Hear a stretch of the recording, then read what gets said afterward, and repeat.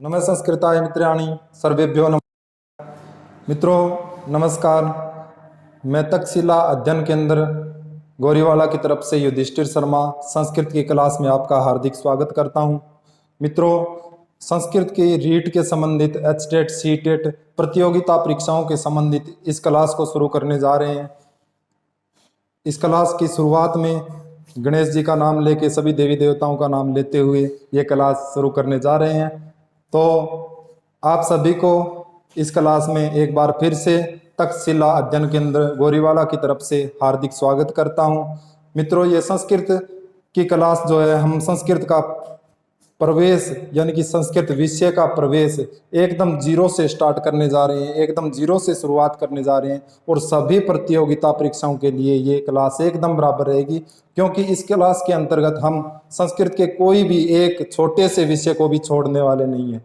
क्योंकि टाइम तो चाहे अपने को दोस्तों जितना ज़्यादा लग जाए, थोड़ा ज़्यादा लग जाएगा कोई बात नहीं है, लेकिन अपना काम हम विस्तार से करते रहेंगे और पूरा करता रहेंगे। थोड़े थोड़े करते रहेंगे लेकिन पूरा करेंगे, अच्छा करेंगे। तो दोस्तों आपसे यही निवेदन है कि आप क्लास से निरंतर जुड़ें और अपने कमेंट के माध्यम से भी बताएं कि कैसी आपको ये क्लास लग रही है। तो मित्रों शुरुआत करते हैं। एक बार फिर से आपका हार्दिक स्वागत है। नमस्कार। तो मित्रों संस्कृत विषय प्रवेश, संस्कृत विषय का में प्रवेश करना है तो दोस्तों देखो ये इस भाषा की वैज्ञानिकता को भी देखना है कि ये भाषा कितनी वैज्ञानिक है। सभी भाषाओं की जननी ये कैसे बनी है, ये इतनी महान भाषा कैसे बनी है। तो इस प्रकार का विचार करते हुए हम देखने जा रहे हैं। मित्रों सुनने में आता है कि संस्कृत एक रटंत विद्या है, ये एक रटंत विद्या है, इससे कोई फायदा नहीं होने वाला, इस प्रकार से इसमें कुछ है ही नहीं। देखो दोस्तों जिनको नहीं आती है वो सीखने की कोशिश करें, ऐसे इल्जाम लगाने का कोई फायदा नहीं है और सीखने की कोशिश करने। इसकी मनोवैज्ञानिकता को लेकर ही मैं शुरुआत करने जा रहा हूं। और इसकी मनोवैज्ञानिकता यदि हमें देखनी है तो मित्रों देखो सबसे पहले अच हल इन दो में ये अपना पूरा का पूरा स्वर और व्यंजन, पूरी की पूरी वर्णमाला इन दो अक्षरों में ये समेट लेती है अच। और इन दोनों को इकट्ठा करने के लिए, एक बार में इकट्ठा करने के लिए हल ये समेट लेती है। इस भाषा को भी यदि आप रटंत विद्या कहते हो तो मैं आपको इसकी विस्तृत और व्याख्या करके बताता हूं। मित्रों ये हल नाम से हम जानते हैं संस्कृत की पूरी वर्णमाला, संस्कृत की पूरी वर्णमाला को हम हल से जानते हैं। हल एक प्रत्यार है और हल प्रत्यार के अंतर्गत सारे संस्कृत के वर्ण आ जाते हैं, सभी स्वर आ जाते हैं, सभी व्यंजन आ जाते हैं। और दोस्तों इसके आसानी के लिए इसमें क्या क्या है, देखो पाणिनि जो इतने विद्वान संस्कृत की व्याकरण की रचना करने वाले महर्षि हुए, उन्होंने क्या किया है, सबसे पहले अच दिया है यानी कि स्वर, फिर इन्होंने है वर्ण को बीच में लेके आए। है वर्ण को बीच में लेके आने के बहुत से प्रयोजन है, ये आगे का विषय रहेगा, क्योंकि ये चीजें हमें महाभाष्य में या बहुत बड़ा विषय की है दो बार किस लिए प्रयोग हुआ है ये तो हम बाद में देखेंगे। लेकिन है के बाद में ये यण होता है, ये वैरल है। फिर उसके बाद में 5 4 3 2 1 और सल। मित्रों आप समझ रहे हो कि ये क्या लिख दिया, ये क्या लिख दिया। तो दोस्तों ये पूरा का पूरा संस्कृत की वर्णमाला लिखी हुई है, वर्णमाला लिखी हुई है। ये किस प्रकार से रटन तो हो सकती है, रटने वाली किस प्रकार से हो सकती है। इसको रट लिया तो क्या समझ में आ गया? बिल्कुल नहीं दोस्तों, ये समझने वाला विषय है और इसको समझेंगे तभी ये समझ में आएगी। ये रट्टा तो इसको कह के छोड़ने वाली बात है, इसको एक साइड में छोड़ते ही चले गए हैं लोग और फिर कहते हैं कि ये कठिन भाषा है, ये रटने वाली भाषा है। ऐसा बिल्कुल नहीं है। देखो मित्रों बात करते हैं साइकोलॉजी की। आज के दिन में जो साइकोलॉजी मनोविज्ञान है वो भी संस्कृत का ये एक दर्शन शास्त्र का विषय है। संस्कृत से दर्शन शास्त्र से निकल के और आज उसमें कुछ भी नहीं, सिर्फ 100-150 अंग्रेजों के नाम उसमें जोड़े गए हैं, उनको याद कर रहे हैं, उनका जन्म याद कर रहे हैं, उनकी मृत्यु याद कर रहे हैं। हालांकि जो दर्शन शास्त्र में जो विषय था वो आज की साइकोलॉजी में बिल्कुल भी नहीं है।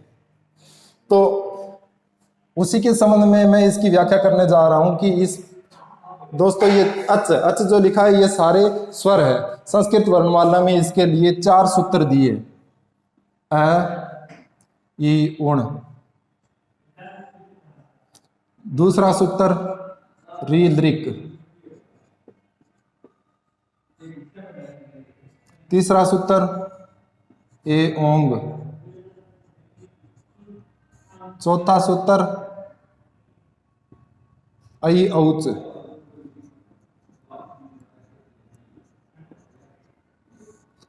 दोस्तों ये चारों सूत्रों में संस्कृत के स्वर आ जाते हैं। मित्रों, संस्कृत की व्याकरण में प्रवेश करने से पहले सबसे पहला काम तो यही है कि ये माहेश्वर सूत्र कहलाते हैं। ये माहेश्वर सूत्र हमें याद होने ही चाहिए। ये माहेश्वर सूत्र याद नहीं है तो ये सोच लो कि हम संस्कृत पढ़ ही नहीं रहे हैं। इतने आवश्यक है ये माहेश्वर सूत्र कि जितना कि हम दूसरी भाषा जैसे हिंदी पढ़ते हैं, हिंदी में जहाँ एन आर की जरूरत होवे, बिया ही संस्कृत में माहेश्वर सूत्रों की जरूरत होवे। तो माहेश्वर सूत्र पढ़ना और याद करना बहुत जरूरी है। पहला सूत्र ऐ उण, दूसरा रीलरिक, तीसरा ए ओंग, चौथा ऐ औच। और दोस्तों इन चारों सूत्रों में संस्कृत के स्वर आ जाते हैं। पांचवा सूत्र है हय वरट। कौन सा है? य व र ट, हय वरट। पांचवा सूत्र हय वरट। छठा लण। छठा सूत्र है लण। सातवां सूत्र है यम गण नम। यम गण नम, यम गण नम। आठवां सूत्र है झभय, झभय। और नौवां सूत्र है घड धस, घ ढ धस। नौवां सूत्र है घड धस। और 10वां सूत्र है मित्रों जब गड दस, जब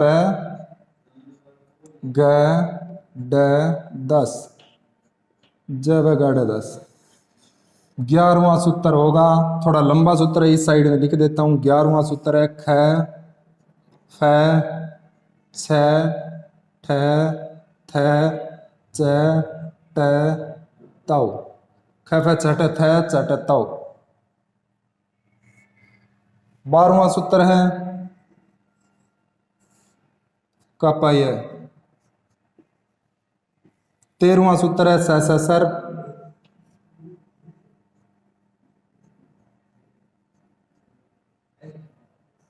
और 14वां और अंतिम सूत्र है हल। इस प्रकार से इन 14 सूत्रों में पूरी माहेश्वर की व्याकरण समेटी हुई है महर्षि पाणिनि ने। मित्रों, महर्षि पाणिनि के परिचय की बात करें तो महर्षि पाणिनि इतने ज्यादा विद्वान नहीं थे। वो हमारी तरह एक बिल्कुल सिंपल साधारण या कह सकते हैं एकदम मूर्ख वाली बातों में, जैसे कालिदास को भी मूर्ख माना गया है। प्राचीन जितने भी कवि विद्वान हुए मित्रों, उनकी कहानियां कथाएं सुनने में आती है कि वो पहले बहुत ज्यादा मूर्ख थे। इसी भी प्रकार से पाणिनि की बातें भी सुनने में आती है कि पाणिनि विद्वान नहीं थे पहले, और इसी बात से दुखी होके वो 12 वर्ष की तपस्या करने के लिए चले जाते हैं प्रयागराज में। प्रयागराज में कल्पवृक्ष के नीचे 12 वर्ष की तपस्या करते हैं। और तपस्या करने के बाद 12 वर्ष के बाद शंकर भगवान प्रसन्न होते हैं, और शंकर भगवान प्रसन्न होके अपना ढक्का यानी कि अपना डमरू बजाते हैं, और उसी डमरू से ये 14 आवाजें निकलती है। कितनी? 14 आवाजें निकलती है। और यही 14 आवाजें महर्षि पाणिनि सुन लेते हैं, और पाणिनि सुन के इनको कैच करते हैं। कैच करके इनसे पूरी की पूरी 4000 सूत्रों की संस्कृत व्याकरण की रचना कर देते हैं। संस्कृत व्याकरण में लगभग 4000 सूत्र, और मित्रों 8 अध्याय, और प्रत्येक अध्याय में 4 पाद। इस प्रकार से 32 कुल पाद। मित्रों 85 अहनिक, 85 अहनिकों वाली इस व्याकरण में बताते हैं कि 85 अहनिकों में से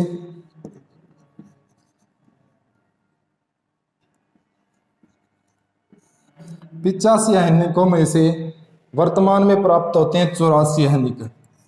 एक अहनिक जो है अजावक्षितम, एक 84 हनिक प्राप्त होते हैं अभी, और एक हनिक है जो वो बताते हैं अजावक्षितम। एक हनिक अजावक्षितम, अजा मतलब बकरी, यानी एक हनिक को बकरी खागी। पत्ता पर लिखेड़ा हुआ, देखो प्राचीन समय में ये कागज, पेन, मार्कर, बोर्ड, ये सुविधाएं तो थी नहीं, तो क्या था, बड़े बड़े वृक्ष के ताड़ पत्रों पे लिखा हुआ होता था। तो वृक्ष की छाल पे, पत्तों पे स्याही से इस प्रकार से लिखा जाता था, और पत्ता पर लिखकर छोड़ दियो तो एक हनिक बकरी चरगी। वर्तमान में जो बच्चा है 4000 सूत्र, अभी वर्तमान में 4000 सूत्र प्राप्त होते हैं पाणिनि व्याकरण में। पाणिनि के साथ साथ में हम बात करते हैं मुनि त्रय की।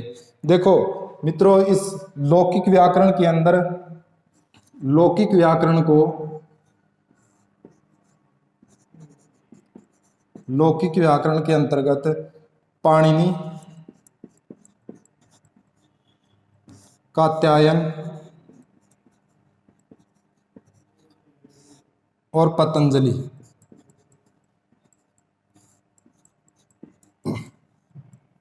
तीनों मुनित्रय, इनको बोलते हैं मुनित्रय। मुनित्रय तीनों इनके अंतर्गत आते हैं। शुरुआत कहाँ से होती है लौकिक व्याकरण की? महर्षि पाणिनि ने। तो मित्रों, व्याकरण की बात करें तो इससे भी पुरानी, लौकिक व्याकरण से भी पुरानी व्याकरण थी वैदिक व्याकरण, जो कि हमारे काम की नहीं है। हमारे जो प्रतियोगिताओं में आने वाली व्याकरण है वो व्याकरण है लौकिक व्याकरण, और हम जो पढ़ेंगे वो लौकिक व्याकरण को ही पढ़ेंगे। वैदिक व्याकरण क्या है? वैदिक व्याकरण को बृहस्पति व्याकरण, इंद्रिय व्याकरण,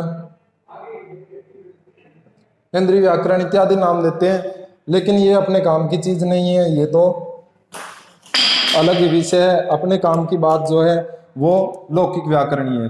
तो मित्रों, इस प्रकार से लौकिक व्याकरण के ये 14 सूत्रों में जो अयोण, रीलृक, एओं, अयौच, हैवरट, लण, यमगणनम, जबय, घटदस, जबघटदस, खफ छठथ, चटतव, कपय, सससर, हल, ये 14 सूत्र। पहले दिन का काम यही होगा कि इन 14 सूत्रों को याद किया जाए। ये 14 सूत्र याद होने के बाद ही आगे का काम शुरू होता है, और अगला काम क्या होता है? इनसे प्रत्याहार का निर्माण होता है। प्रत्याहार यानी कि संक्षिप्तीकरण। संक्षिप्तीकरण, प्रत्याहार निर्माण हम सीखेंगे अगली क्लास में। उससे पहले हम इन 14 सूत्रों को बार बार याद करेंगे। ऐ उण, देखो मित्रों, लास्ट वाला, प्रत्येक सूत्र के लास्ट वाला वर्ण जो है वो इत संज्ञक है, हलंत लगा हुआ है। इनको लास्ट वाले वर्णों को हलंत लगा हुआ है, इनको ध्यान में रखना है, और इनका उच्चारण भी इन पहले वाले अक्षर के साथ ही करना है। जैसे अ, इ, उण, री, दृक, ए, ओंग, ऐ, औच, हय, रट, लण, यम, गण, नम, झ, भय, घड, धस, जब, गड, दस, खप, छटथ, चटतौ, कपय, सस, सर, ये भी हलंत है, और हल, ये भी हलंत है। तो यानी कि 14 सूत्रों का अंतिम वर्ण जो है वो हलंत है, इत संज्ञक वर्ण है। इस प्रकार से ये 14 सूत्र। मित्रों, इसकी मनोवैज्ञानिकता की, इस भाषा की मनोवैज्ञानिकता की मैं बात करने जा रहा था, तो उसकी व्याख्या एक बार करके देखते हैं कि किस प्रकार से ये भाषा मनोवैज्ञानिक है। मैंने आपको बताया था कि पहले इन 4 सूत्रों में क्या आता है? स्वर आते हैं, एच आता है, और एच को क्या बोलते हैं? स्वर। पहले 4 सूत्रों में स्वर आते हैं। अगला 5वां सूत्र है। इस 5वें सूत्र के पहला अक्षर क्या है? और मित्रों, ये एक वर्ण ऐसा है जो 2 बार उच्चारण हुआ है। 2 बार उच्चारण होने वाला वर्ण कौन सा है? इसके बहुत से प्रयोजन है 2 बार उच्चारण करने के, बताऊंगा भी जरूर। उसके बाद में यण, 5वें और 6ठे सूत्र, इन दोनों सूत्रों में क्या आता है? यण। 5वें और 6ठे दोनों सूत्रों में आता है यण। 5वें और 6ठे दोनों सूत्रों में यण आ जाता है। और यण के अंदर क्या होता है? यण में अंतस्थ वर्ण आते हैं। यण को बोलते हैं यणो अंतस्थ। यणो अंतस्था ईसद सप्रेष्टम अंतस्थानाम। तो देखो ईसद सप्रेष्ट वर्ण आ जाते हैं यानी कि यण वर्ण आ जाते हैं। उसके बाद सातवें सूत्र से पूरे पंचम वर्ण, प्रत्येक वर्ग का पंचम वर्ण, प्रत्येक वर्ग का पंचम वर्ण सातवें सूत्र में आ जाता है। आठवें और नौवें दोनों सूत्रों में क्या आ जाता है? प्रत्येक वर्ग का चौथा वर्ण, प्रत्येक वर्ग का चौथा वर्ण। अगला जबगढ़ 10, 10वें सूत्र में क्या आ जाता है? प्रत्येक वर्ग का तीसरा वर्ण, प्रत्येक वर्ग का तीसरा वर्ण। अगला खफ चटत चटतव और कपय 11वें और 12वें, इन दोनों सूत्रों में मित्रों क्या आ जाता है? पहला वर्ण और दूसरा वर्ण। प्रत्येक वर्ग का पहला वर्ण और प्रत्येक वर्ग का दूसरा वर्ण। ये किसमें आता है? 11वें और 12वें सूत्र में। मित्रों 13वें और 14वें सूत्र में सल आ जाता है, उष्म वर्ण आ जाते हैं। सल प्रत्याहार के अंतर्गत उष्म वर्ण आ जाते हैं, उष्म वर्ण, या इनको बोल सकते हैं सल। सल प्रत्याहार के अंतर्गत आता है इसलिए सल बोल सकते हैं या उष्म वर्ण बोल सकते हैं। यहां से बात करते हैं इस भाषा की वैज्ञानिकता की। तो दोस्तों फालतू चीजें मैं मिटो देता हूं एक बार, क्योंकि समझ में नहीं आएगा, ज्यादा उथल पुथल हो जाएगा।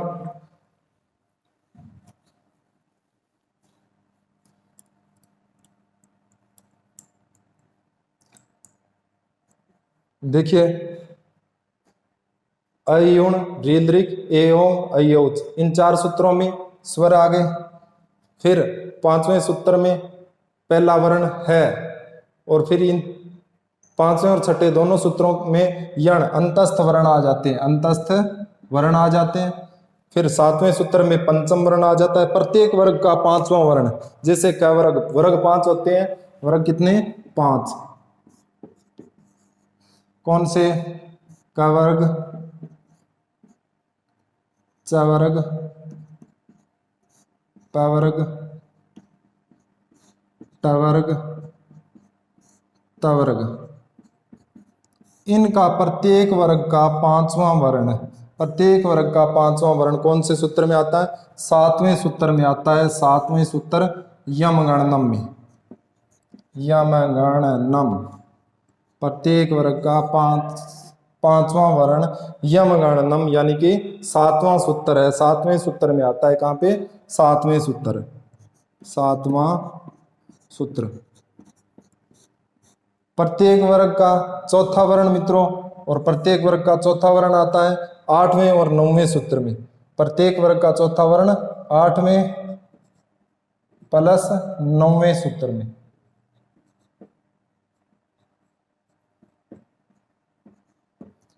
प्रत्येक वर्ग के तीसरे वर्ण की बात करें तो ये 10वें सूत्र में आ जाता है। 10वें सूत्र में क्या है?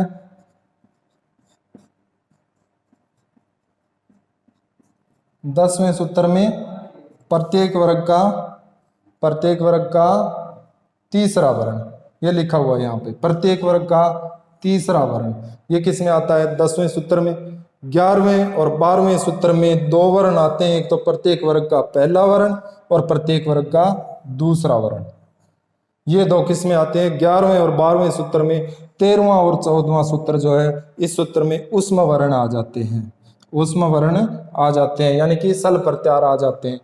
तो मित्रों इनको थोड़ा संक्षिप्त करने के लिए हम इस प्रकार से भी तो लिख सकते हैं, जैसे 4 सूत्रों में क्या आया? स्वर। तो एक बार स्वर को अच बोलते हैं, अच ही लिख देते हैं, अच। फिर अच के बाद आया यण, यण से पहले है भी तो आया, है, यण, फिर 5वां वर्ण, फिर चौथा वर्ण, फिर तीसरा वर्ण, फिर दूसरा वर्ण, फिर पहला वर्ण, और फिर आता है अंत में सल। सल यानी कि सल का मतलब है उष्म वर्ण, उष्म, और यण का मतलब है अंतस्थ वर्ण। बोल क्या सकते हैं? अच, है, अंतस्थ, पांचवा, चौथा, तीसरा, दूसरा, पहला और ऊष्म वर्ण। मित्रों, इशारे से चलने वाली ये भाषा, इशारे से 5 4 3 2 1 इस प्रकार इशारों से चलने वाली ये भाषा रटन तो हो सकती है क्या? रटने वाली विद्या हो सकती है क्या? समझने वाली विद्या है। 5 लिख दिया तो 5, 5 का मतलब क्या है? यहाँ पे पंचम वर्ण है, प्रत्येक वर्ग का पंचम वर्ण है, जो कि 7वें सूत्र यमगण में आता है। 4 लिख दिया तो 4 का मतलब क्या है? प्रत्येक वर्ग का चौथा वर्ण है, और प्रत्येक वर्ग का चौथा वर्ण 8वां और 9वां सूत्र झ घट दस इन दोनों सूत्रों में आता है। 3 लिख दिया तो 3 का मतलब क्या है? प्रत्येक वर्ग का तीसरा वर्ण, और प्रत्येक वर्ग का तीसरा वर्ण 10वां सूत्र जब घट दस, 10वें सूत्र जब घट दस में आता है। प्रत्येक वर्ग का दूसरे वर्ण की बात करें तो प्रत्येक वर्ण का दूसरा वर्ण मित्रों खफ चटत, चटतव और कपय, ये 11वां और 12वां जो सूत्र है, इन दोनों सूत्रों में पहला और दूसरा वर्ण आता है। पहला और दूसरा वर्ण 11वें और 12वें सूत्र में आता है। इसके बाद सल उष्माण है, सल, सल प्रत्याहार के अंतर्गत आने वाले उष्म वर्ण अंतिम 13वें और 14वें सूत्र में आते हैं। 13वां और 14वां सूत्र। तो मित्रों, ये संस्कृत के व्याकरण की जो वर्णमाला है, संस्कृत व्याकरण की वर्णमाला, कोई मान सकता है कि ये संस्कृत व्याकरण की वर्णमाला है? बिल्कुल है मित्रों, समझने वाली बात है, बिल्कुल है। देखो मित्रों, याद करने वाली बात है, ये माहेश्वर सूत्र कितने मोस्ट इंपॉर्टेंट है संस्कृत पढ़ने के लिए ही नहीं, बल्कि कुछ ना कुछ समझने के लिए। ये मेरे को याद है, लेकिन इनको हर बार जितना ज्यादा देखूं, जितना ज्यादा देखूं, जितना ज्यादा समझूं इनको बार बार, उतनी ही बार इन 14 माहेश्वर सूत्रों में से कोई ना कोई नई चीज निकल के ही आती है। क्योंकि ये 14 सूत्र भगवान शंकर के डमरू से निकले हुए हैं भाई, ऐसी वैसी चीज तो है नहीं। हर बार इनको देखो, हर बार कोई ना कोई नई चीज निकल के ही आएगी। मान के चलिए इन 14 डमरू की ध्वनि से महर्षि पाणिनि ने 4000 सूत्रों की व्याकरण की रचना कर दी, और 4000 ही नहीं, एक अन्निक तो मकड़ी खागी, नहीं तो और भी ज्यादा हुआ। तो इस प्रकार से मित्रों, ये वैज्ञानिकता, इस मनोवैज्ञानिकता या वैज्ञानिकता इस भाषा की यहाँ पे दिखाई देती है। तो वैज्ञानिकता देखते हैं, देखो एक बार फिर से आपको बताता हूं। वैज्ञानिकता 5 4 3 2 1 सल, अच, है, यण, 5 4 3 2 1 सल। तो मित्रों, आज के लिए बस इतना ही, और धन्यवाद। तक्षशिला अध्ययन केंद्र की तरफ से एक बार युधिष्ठिर शर्मा फिर आपका हार्दिक अभिनंदन, स्वागत करता हूं, धन्यवाद करता हूं।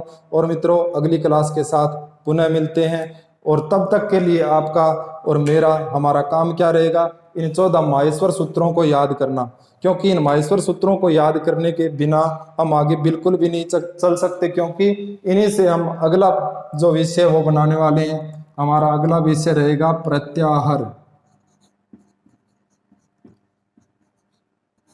ये प्रत्याहार अगला हमारा विषय रहेगा। इनके लिए मित्रों माहेश्वर सूत्र याद होने जरूरी है।